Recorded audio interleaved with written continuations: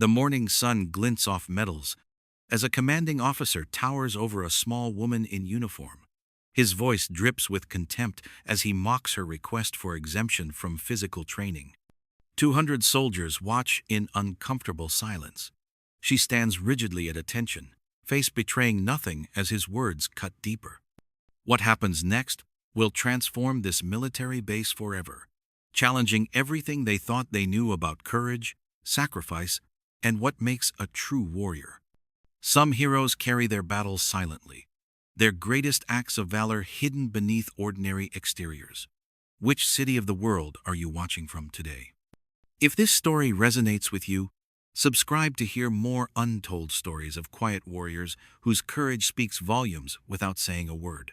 The morning mist clung to Fort Jefferson's parade grounds like a reluctant ghost, unwilling to yield to the strengthening June sun.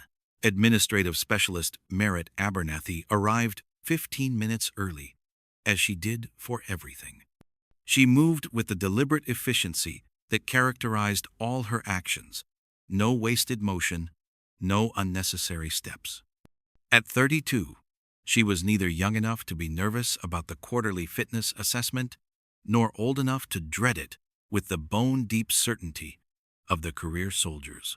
Or at least, that would have been true if not for the weather front moving in. Her left side had begun its familiar warning throb at 400, pulling her from sleep with greater effectiveness than any alarm clock. "Morning, Abernathy," called Staff Sergeant Powell from personnel as she passed. "Ready to show these combat boys how the admin team handles PT?" Merritt offered a small smile that didn't quite reach her eyes. "Actually, I need to speak with someone about a medical exemption." Powell's jovial expression faltered. "Today? With Colonel Hargrove running the show? Good luck with that." The mention of Colonel Wade Hargrove, Fort Jefferson's newest commanding officer, caused a ripple of tension through the gathering soldiers nearby. In the 3 months since his transfer from active combat command in Syria, Hargrove had made it his mission to transform what he openly called the soft underbelly of Fort Jefferson into something resembling the hardened combat units he preferred. Merritt merely nodded and continued toward the staff tent where exemption paperwork would be processed. Behind her, she could hear the whispers. "Admin trying to dodge PT again. Bet she can't do 5 push-ups. Hargrove's gonna lose his mind." None of it was new. Merritt had learned long ago that invisibility had its advantages, especially in the military. Being underestimated meant being overlooked, and being overlooked meant peace. Peace was what she had sought for the past 4 years, ever since the incident. She cut the thought off cleanly, the way Dr. Winters had taught her. Stay present. Focus on what's directly in front of you. What was directly in front of her was Staff Sergeant Lowell, looking increasingly uncomfortable as she handed him her exemption paperwork. "Specialist Abernathy, you know the colonel's stance on these," he said quietly, glancing toward the command tent where Hargrove's imposing silhouette was visible through the canvas. "He's rejected every single one without even reading them. Says if you're fit to serve, you're fit to train." "I understand," Merritt replied, her voice steady. "But regulations require me to submit it nonetheless. The colonel can reject it officially, if that's his prerogative." Lowell sighed, taking the neatly completed form. "Your funeral," he muttered, then winced at his poor choice of words. As she turned to rejoin her unit, Merritt noticed Master Sergeant Darnell Whitaker, observing their exchange from nearby. Something in the older NCO's gaze made her stiffen imperceptibly. Recognition? It couldn't be. Her file was sealed, her transfer paperwork deliberately vague. Only General Blackwell had clearance to know why she'd been reassigned to Fort Jefferson. The base loudspeakers crackled to life, and Colonel Hargrove's voice boomed across the parade grounds. "Formation in 5 minutes. Every soldier, every department. No exceptions." 200 soldiers began arranging themselves in neat rows by unit and rank. Merritt took her place with the Administrative Support Battalion, standing at perfect attention despite the growing discomfort radiating from her hip and lower back. Around her, younger admin specialists fidgeted nervously, unused to this level of scrutiny from command. Colonel Hargrove strode to the front of the formation, his combat boots gleaming, his physical presence commanding respect even from those who quietly resented his leadership style. At 45, he remained as fit as soldiers half his age, a fact he never failed to emphasize. "Fort Jefferson," he began, his voice carrying easily without the loudspeaker now, "has a reputation throughout the Army. Unfortunately, that reputation isn't one any of us should be proud of." He paced deliberately, eyes scanning the formations. "When I accepted this command, I made a promise to transform this base from a comfortable way station into a facility that produces warriors. There is one standard in the United States Army, one level of excellence expected from all who wear this uniform." His gaze settled on the administrative battalion with undisguised skepticism. "Some of you believe your job title exempts you from that standard, that because you file papers or manage supply chains, you don't need to embody the warrior ethos. That mindset ends today." As Hargrove continued his speech about excellence and readiness, Merritt felt a familiar detachment settling over her. She'd heard variations of this speech throughout her 12 years of service, though usually not delivered with quite so much disdain for support personnel. Units began breaking off for their assessments, and Merritt remained where she was, knowing what would come next. She didn't have to wait long. "Specialist," Colonel Hargrove's voice cut through her thoughts like a blade. "Your unit is beginning their 2-mile assessment. Why are you still standing here?" "Medical exemption pending, sir," she replied, her voice neutral. "Medical exemption," he repeated, his tone making the words sound like a personal insult. Heads turned throughout the nearby formations. Hargrove was deliberately projecting his voice to be heard. "And what exactly is the nature of this exemption?" "Prior injuries, sir. I can complete modified versions of most exercises, but impact activities are contraindicated." Colonel Hargrove made a show of looking her over, his eyes dismissive. "You appear fully capable to me, Specialist. How long have you been riding this exemption?" 4 years, sir." 4 years, he repeated incredulously. "And what devastating injury has kept you from proper PT for 4 years, while somehow allowing you to remain in uniform?" Master Sergeant Whitaker had moved closer now, his weathered face carefully neutral, but his eyes alert. "Classified, sir," Merritt answered simply. A ripple of whispers spread through the nearby soldiers. Hargrove's face darkened. "Classified," he repeated, the word dripping with sarcasm. "Of course it is." He took the exemption form from her hands, making a show of examining it without really reading it. "Tell me, Specialist Abernathy, is typing too strenuous for you? Do the paper cuts pose a serious health risk?" Several younger soldiers snickered. Merritt remained silent, her face impassive, but she shifted her weight subtly off her left leg, a movement not lost on Master Sergeant Whitaker, whose expression had grown increasingly concerned. As Colonel Hargrove launched into what was clearly becoming a public spectacle, Merritt's mind flashed briefly elsewhere. Her hands, flying over a tactical communication system, those same hands later covered in blood as she applied a tourniquet in the dim emergency lighting of a compromised operations center. "Desk jockeys who've never seen real combat, trying to tell me about sacrifice," Hargrove was saying, his voice rising with indignation. "This isn't a corporate office with ergonomic assessments and stress leave. This is the United States Army."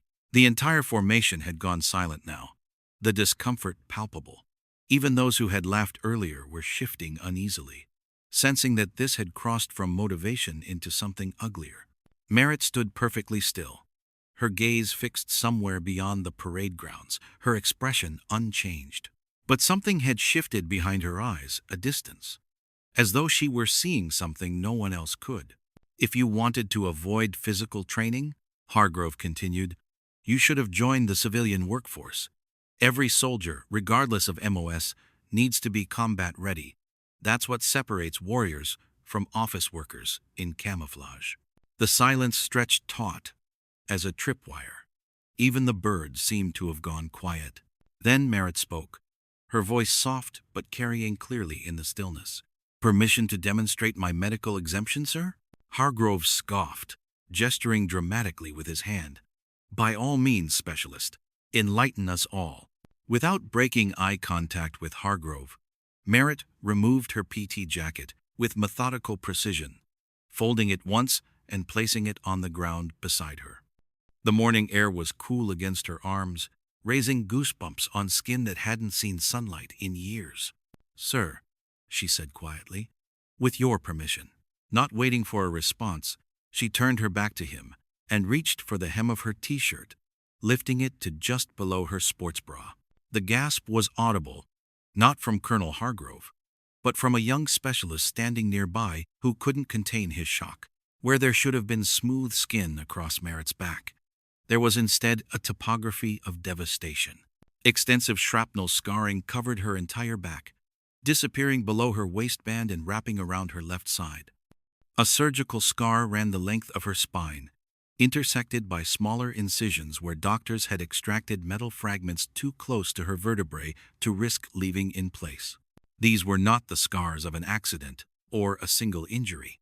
This was the unmistakable signature of someone who had survived catastrophic trauma from an explosion at close range, the kind of injuries sustained in combat that most didn't live to tell about. The silence that fell over the parade grounds was absolute.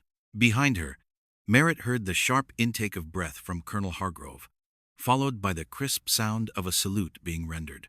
She didn't need to turn to know it was Master Sergeant Whitaker who had snapped to attention. "Operation Kingfisher, sir," Whitaker said, his voice carrying in the stillness. Specialist Abernathy was the only survivor of the Delta team. The words hung in the air like smoke. Operation Kingfisher, a name spoken only in classified briefings and sealed after-action reports. Even among those with high-level clearance, it was referenced obliquely, the details too sensitive for casual discussion. A ripple moved through the senior NCOs, and officers present those with enough time in service to recognize what they were seeing, to understand the significance of both the operation name and the distinctive pattern of scarring. These weren't just any combat injuries. They were the calling card of a particular type of IED used exclusively by the Almaty cell. The same insurgents Hargrove's previous unit had spent years hunting across the Middle East. Merritt lowered her shirt and replaced her jacket with the same economy of movement that characterized everything she did. She turned back to face Colonel Hargrove, standing at perfect attention, waiting to be dismissed. Her expression remained neutral, but there was something in her eyes now, not triumph or satisfaction, but a quiet dignity that had been there all along for anyone who had bothered to look. Colonel Hargrove's face had drained of color. His mouth opened slightly, then closed again, words failing him for perhaps the first time in his military career. The silence was broken by the measured footsteps of Brigadier General Lenora Blackwell, who had been observing the fitness assessments from the command tent. At 62, Blackwell was a pioneering figure in military intelligence, with a reputation for running Fort Jefferson with firm but thoughtful leadership. She approached without hurry, her eyes taking in the tableau before her. Merritt standing at attention, Hargrove frozen in place, 200 soldiers holding their breath. "At ease, Specialist," General Blackwell said simply, her voice carrying authority without needing to be raised. "Your exemption is approved." Then she turned a measuring gaze to Colonel Hargrove. "Colonel, I'll see you in my office at 800. With that, she nodded once to Merritt and walked away, leaving Hargrove to dismiss the formation. As the units dispersed in subdued clusters, the murmuring began: questions, speculations, reassessments. Young soldiers who had previously ignored Merritt now watched her with new eyes as she gathered her things and headed back toward the administrative building. "Kingfisher," one sergeant whispered to another. "Wasn't that the comm station that got hit in 19? The one where they held off insurgents for 9 hours after the initial attack?"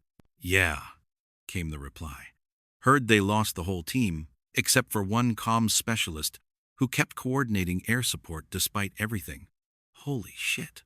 Merritt heard none of this as she walked away, her gait betraying only the slightest unevenness, noticeable now only because people were finally looking.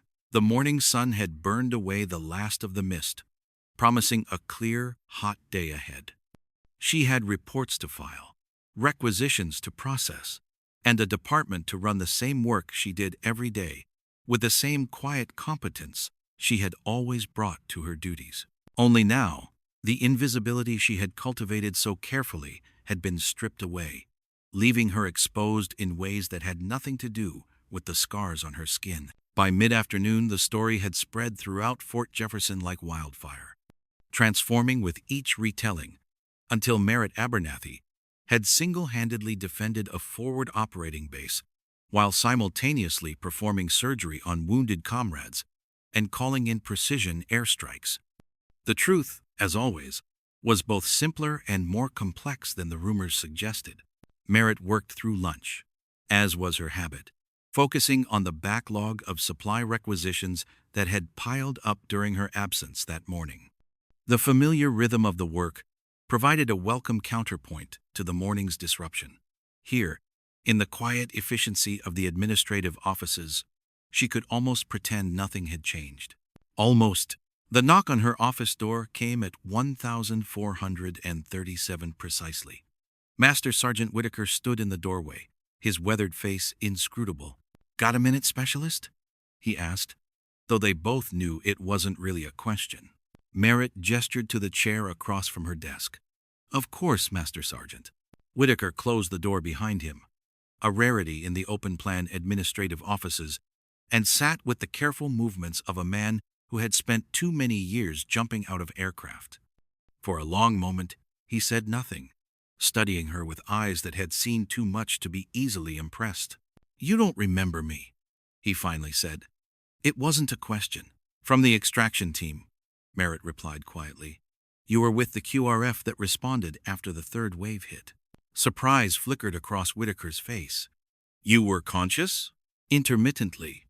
She adjusted a stack of papers on her desk, a rare nervous gesture. "I remember fragments.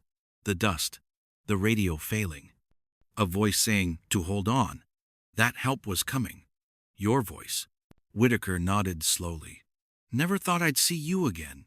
"When they evacuated you, the docs weren't making any promises." "They still don't," Merritt said with the ghost of a smile. "Every physical, they tell me I shouldn't be walking, much less serving." "Why administrative?" Whitaker asked. "With your record, you could have gone officer track, intelligence, any number of paths."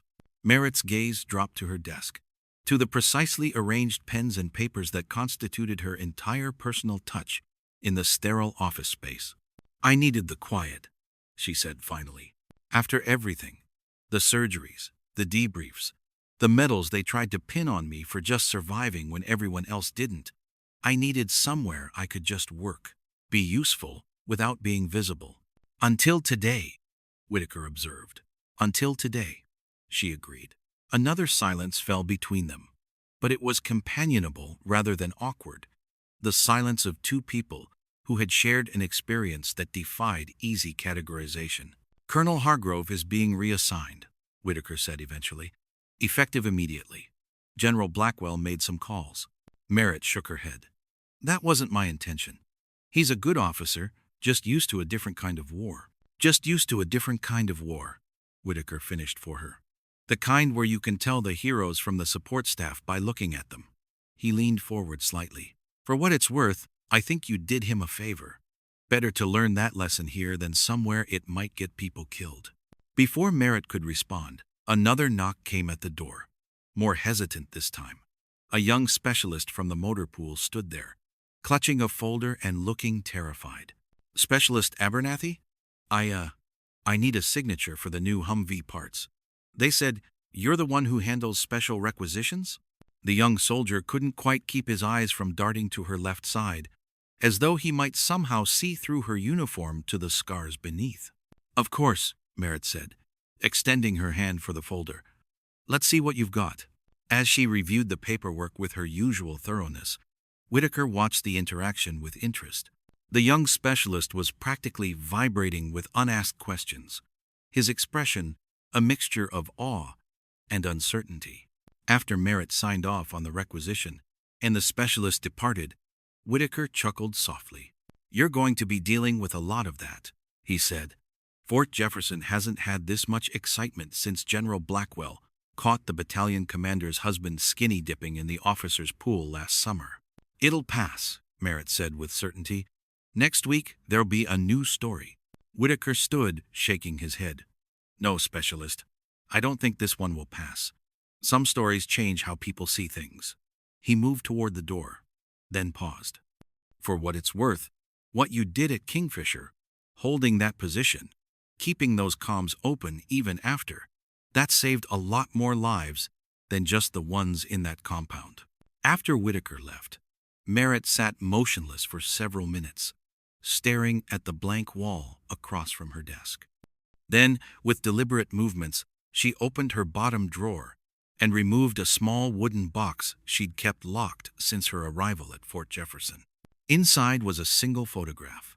6 soldiers in full combat gear, arms slung around each other's shoulders, grinning beneath the dust of a place whose name never appeared on public maps.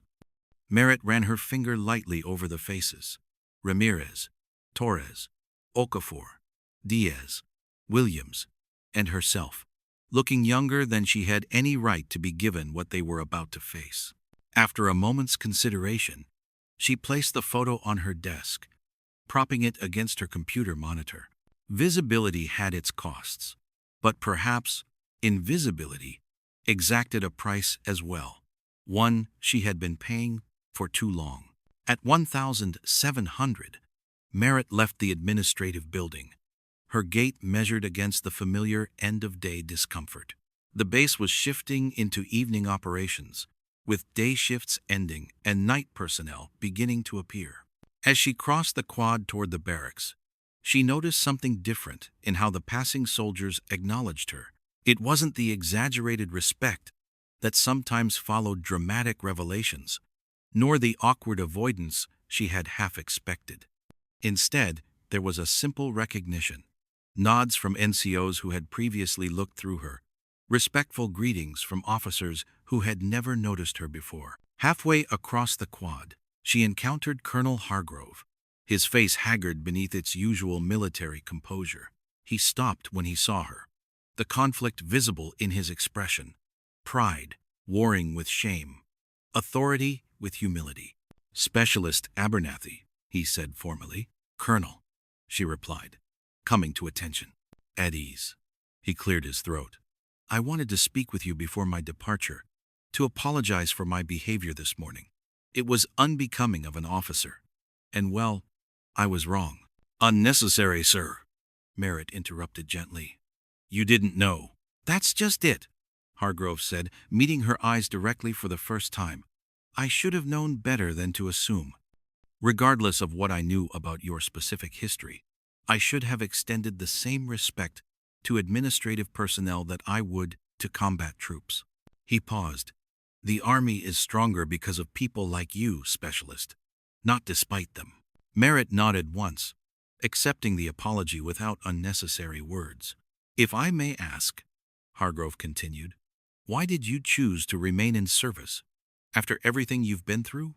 Merritt considered the question, one she had asked herself during countless sleepless nights and painful physical therapy sessions. "The Army is my home, sir," she said simply. "These people are my family. I may not be able to serve in the capacity I once did, but I can still contribute." She smiled slightly. "Besides, someone has to make sure the requisitions get processed correctly, or you combat types wouldn't have ammunition when you need it." A ghost of a smile touched Hargrove's face. "Fair point, Specialist." He straightened, offering a crisp salute. "It has been an honor to serve with you, however briefly." Merritt returned the salute with equal precision. "Likewise, sir." As Hargrove walked away, Merritt continued toward the barracks, her steps perhaps a little lighter than they had been that morning. The sun was setting over Fort Jefferson, casting long shadows across the parade grounds where everything had changed. Tomorrow would bring new challenges, questions she wasn't ready to answer, attention she had spent years avoiding. But it would also bring a chance to serve without hiding, to be seen for who she truly was rather than what others assumed she must be. For the first time in 4 years, Merritt Abernathy walked in the full light of day, neither hiding her scars nor defined by them, just a soldier among soldiers, carrying the weight of her experience with the quiet dignity that had been there all along. 6 months later, Fort Jefferson had changed in subtle but significant ways. Combat and support units mingled more freely in the mess hall. The morning PT formations had evolved to include modified exercises that allowed soldiers with various limitations to participate alongside their units, rather than being segregated into profile platoons.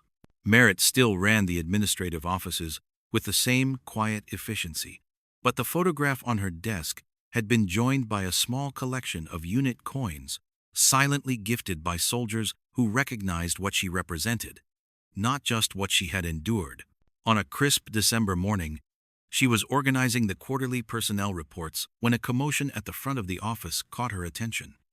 A group of newly assigned soldiers was being given the standard orientation tour, led by a fresh-faced lieutenant who had arrived at Fort Jefferson only weeks before. "And this is our administrative hub," the lieutenant was saying, "where all the paperwork happens. Boring but necessary." Merritt continued with her work, half listening to the standard spiel.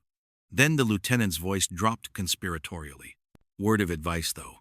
Don't mistake admin for soft.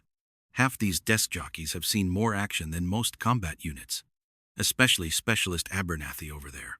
The new arrivals turned to look at Merritt, who kept her eyes firmly on her computer screen. "Is that really her?" one whispered. "The one from Operation Kingfisher?"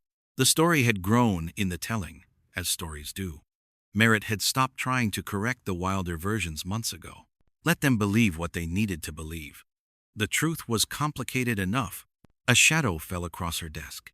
She looked up to find Master Sergeant Whitaker standing there, now sporting the insignia of the base's training division. "Still causing trouble, Specialist?" he asked with a faint smile. "Just processing requisitions, Master Sergeant," she replied. "What can I do for you?" Whitaker placed a folder on her desk. "General Blackwell asked me to deliver this personally. Said it wasn't for the regular channels." Merritt opened the folder and found transfer orders, but not the kind she had expected. Not a reassignment to another base, but a promotion and a position change, Officer Candidate School, with a subsequent assignment to the newly formed Combat Support Integration Unit at the Pentagon. She looked up at Whitaker, who was watching her reaction carefully. "The general thinks, and I agree, that the Army needs people who understand both sides," he said quietly. "Combat and support. Warriors who know what it costs, who can build bridges instead of walls." Merritt stared at the orders, running her fingers over the embossed seal. "I'm not sure I'm the right person for this." "That's exactly why you are," Whitaker said simply. Later that evening, Merritt sat on her bunk. The transfer orders spread before her.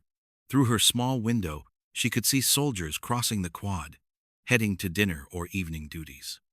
So many lives, all moving in their own orbits, most unaware of how their paths intersected and influenced each other.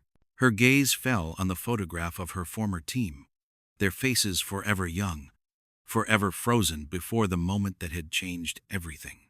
What would they think of this new path? This unexpected turn in a journey she had thought was finished when she accepted her administrative post? There was a knock at her door. She opened it to find a group of soldiers from across the base standing awkwardly in the corridor, led by the young specialist from the motor pool. "Sorry to bother you, ma'am," he said nervously, "but we heard about your transfer. We wanted to say thank you for showing us what it really means to serve." Merritt looked at their faces. Combat soldiers and support personnel standing side by side, united not by their roles, but by their common purpose. "I just did my job," she said quietly. "Same as all of you do every day." "Yes, ma'am," the specialist replied with a smile. "That's kind of the point." As they walked away, Merritt returned to her bunk and picked up the transfer orders again. Perhaps this was the next mission, different from what she had imagined, but no less important. Not a return to the battlefield, but a chance to honor those who hadn't come back by building something better for those who would follow. She reached for a pen and signed her acceptance.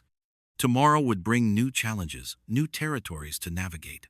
But she would face them as she had faced everything else, one step at a time, with the quiet strength that had carried her this far. In the distance, the bugle sounded retreat as the flag was lowered for the evening.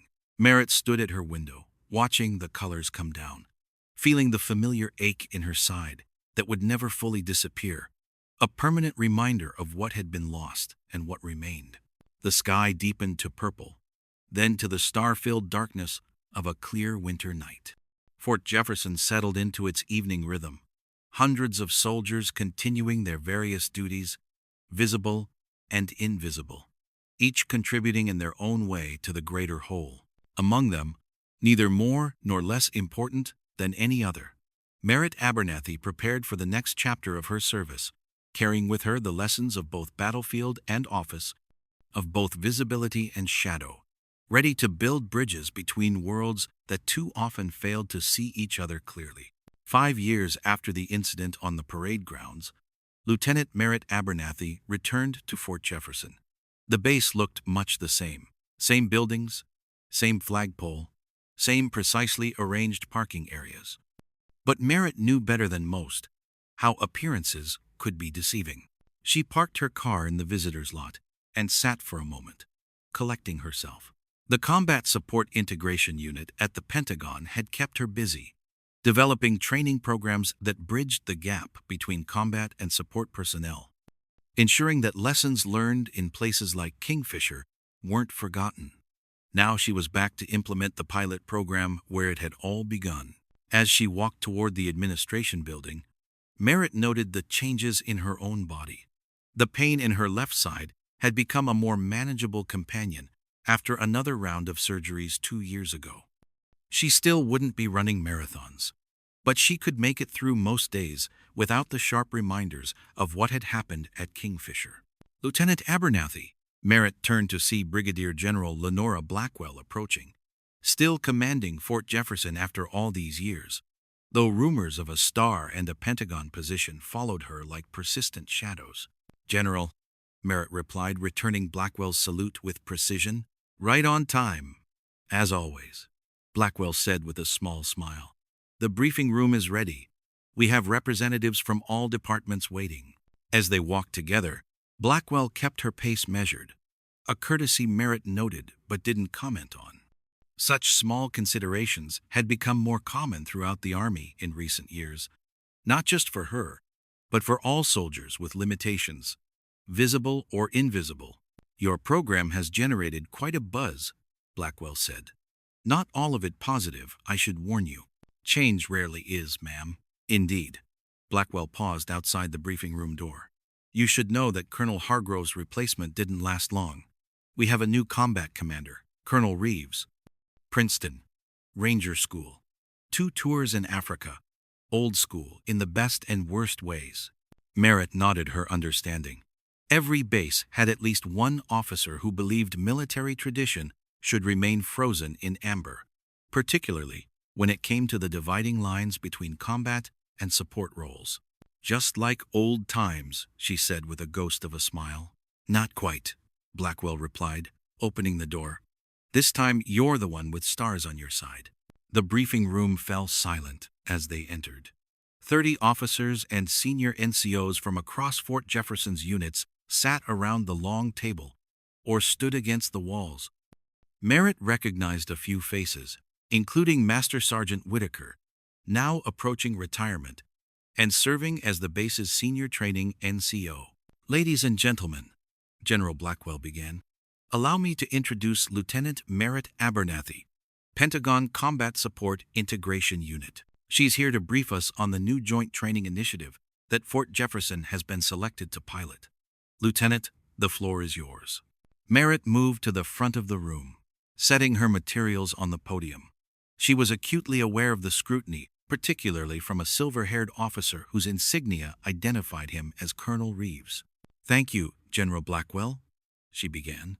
"The Combat Support Integration Initiative, is designed to address a critical gap in our current training and operational paradigms. For too long, we've operated under artificial divisions between combat and support personnel that do not reflect the reality of modern warfare. She activated the presentation screen behind her, showing statistics from recent conflicts. In the last decade, 38% of casualties occurred among personnel classified as support rather than combat. The lines have blurred, but our training hasn't kept pace. This initiative aims to change that. For the next 20 minutes, Merritt outlined the program: joint training exercises, cross-functional teams, revised physical fitness standards that focused on operational readiness rather than arbitrary benchmarks. Throughout, she could feel Colonel Reeves's resistance like a physical force. When she finished her presentation, she invited questions. Reeves didn't disappoint.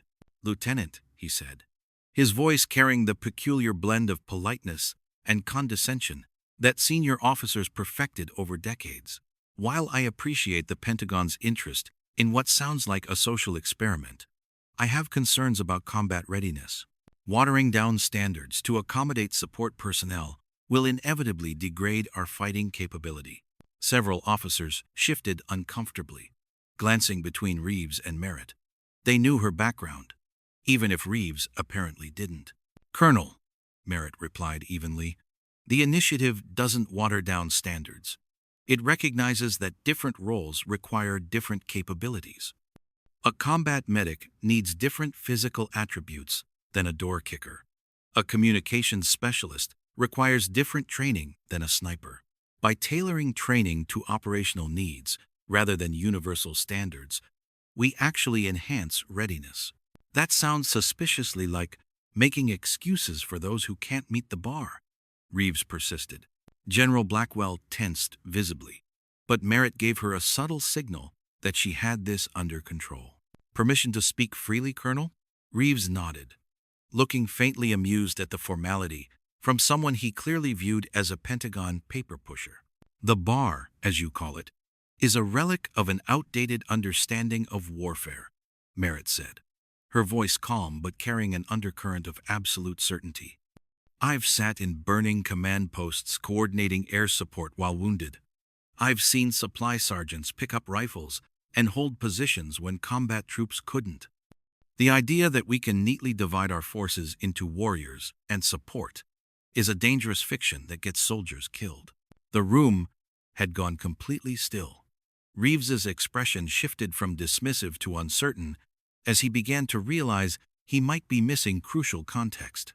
"The Combat Support Integration Initiative isn't about lowering standards," Merritt continued.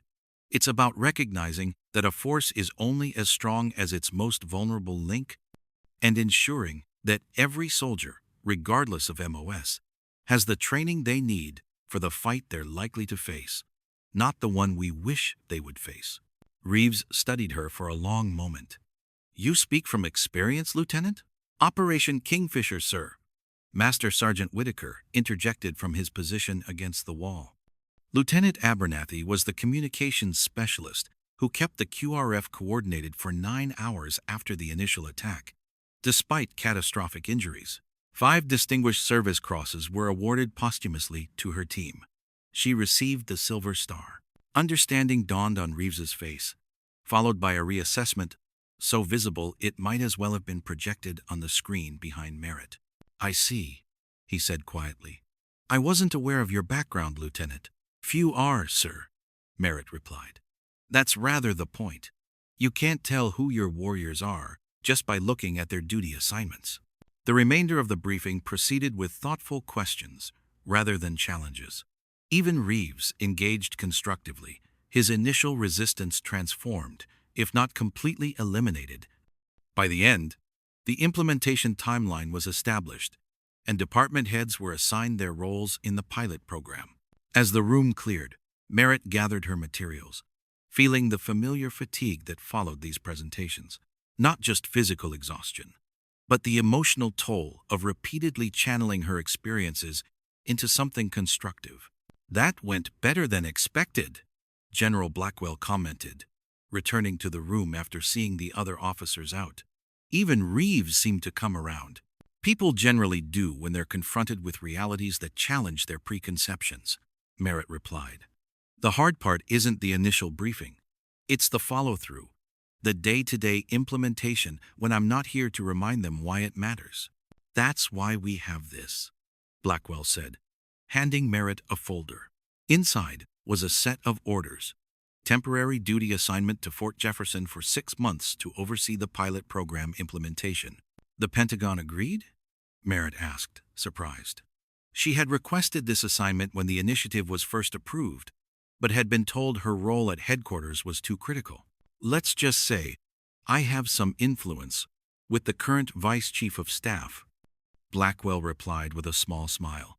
We need this to succeed, Merritt. Not just for Fort Jefferson, but for the whole Army. And nobody can make that happen like the person who lived it. After the briefing, Merritt took a walk around the base, reacquainting herself with its geography and rhythms. So much was the same, yet everything had changed. Herself most of all. She found herself drawn to the parade grounds where it had all begun. The afternoon sun cast long shadows across the empty space, now quiet except for a small group of soldiers practicing drill movements in one corner. Thought I might find you here, came a familiar voice. Master Sergeant Whitaker approached, his gait a little stiffer than it had been 5 years ago, but his eyes as sharp as ever. Old habits, Merritt replied with a small smile. Old ghosts, more like, Whitaker said, coming to stand beside her. You did good in there today. Reeves is a tough nut, but you cracked him. We'll see. One briefing doesn't change a lifetime of conditioning. No, but personal example does. Whitaker gestured to the soldiers drilling nearby. See the specialist calling cadence? Campbell, admin clerk. 3 years ago, when we had that incident at the ammunition depot, she was the one who organized the evacuation, while the safety officer froze. Nobody thought about her job title then, just that she knew what to do when it mattered. Merritt watched the young woman leading her squad with confident precision. That's what this is all about, making sure we value all the ways people contribute, not just the ones that fit our preconceptions of what makes a soldier. Your team at Kingfisher would be proud, Whitaker said quietly, not just of what you did there, but of what you're doing with it. That evening, Merritt settled into her temporary quarters, unpacking the few personal items she had brought. Among them was the photograph of her team, now framed in polished wood, the edges of the picture softened with handling. She placed it on the desk, angled so she could see their faces from her bed. There was a knock at her door. She opened it to find Colonel Reeves standing in the corridor, looking uncomfortable. Lieutenant Abernathy, he said formally. I hope I'm not disturbing you. Not at all, sir. Please come in. Reeves entered, his eyes immediately finding the photograph on her desk. He studied it for a long moment before speaking. I owe you an apology for my comments earlier. I spoke from ignorance. No apology necessary, Colonel. Your concerns were valid from your perspective. Perhaps, he acknowledged. But my perspective was incomplete. He gestured to the chair by her desk. May I? Merritt nodded, taking a seat on the edge of her bed. I've been reviewing your file, Reeves continued. What was available of it, anyway? Most is still classified. But I spoke with General Blackwell, and she filled in some of the gaps. He leaned forward, hands clasped between his knees. I've been in the Army 30 years, Lieutenant. I've seen combat in 3 different theaters. I've buried friends and written letters to parents. I thought I understood what it meant to be a soldier. You do, sir. Just not all of what it means. Exactly. He looked again at the photograph. Your initiative. This integration program. I think it's more important than I realized. I'd like to help make it work. Here, at Fort Jefferson. The next morning, Merritt stood before a formation of 200 soldiers, a mix of combat and support personnel, selected for the first phase of the integration program. Colonel Reeves stood beside her, his presence sending a clear message about command support. For too long, Merritt began, we've defined military valor by where it happens rather than what it is. We've divided ourselves into artificial categories that don't reflect the reality of modern warfare. Today, we begin to change that. She looked out at the faces before her, young and old, combat-hardened and office-bound, all watching with varying degrees of curiosity, skepticism, and hope. Some of you have seen combat. Some of you haven't. Some of you wear combat badges on your uniform. Some of you don't. But every one of you has chosen to serve, to put the mission and your fellow soldiers above yourselves. That is the essence of what makes a warrior, not where you serve or what your job title says. As the formation broke into their assigned training groups, Merritt watched the tentative interactions begin. Infantry sergeants pairing with supply specialists, intelligence officers working alongside mechanics. The walls wouldn't come down in a day, or even a month, but they would come down, one conversation, one shared exercise, one moment of unexpected understanding at a time. Colonel Reeves approached, as she was making notes on the initial interactions. "It's a good beginning," he said, watching the groups disperse to their training areas. "Just a beginning," Merritt agreed. "The hardest part," Reeves observed, "will be sustaining it after you leave, making it part of our DNA rather than a special program. That's why I need your help, Colonel.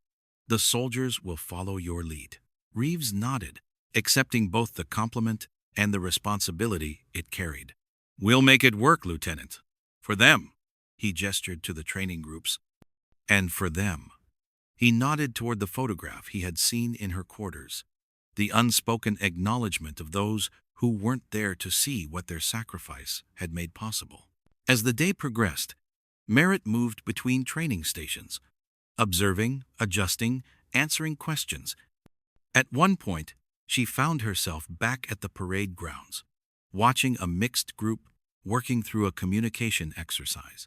Combat troops, learning to maintain and operate equipment typically handled by specialists.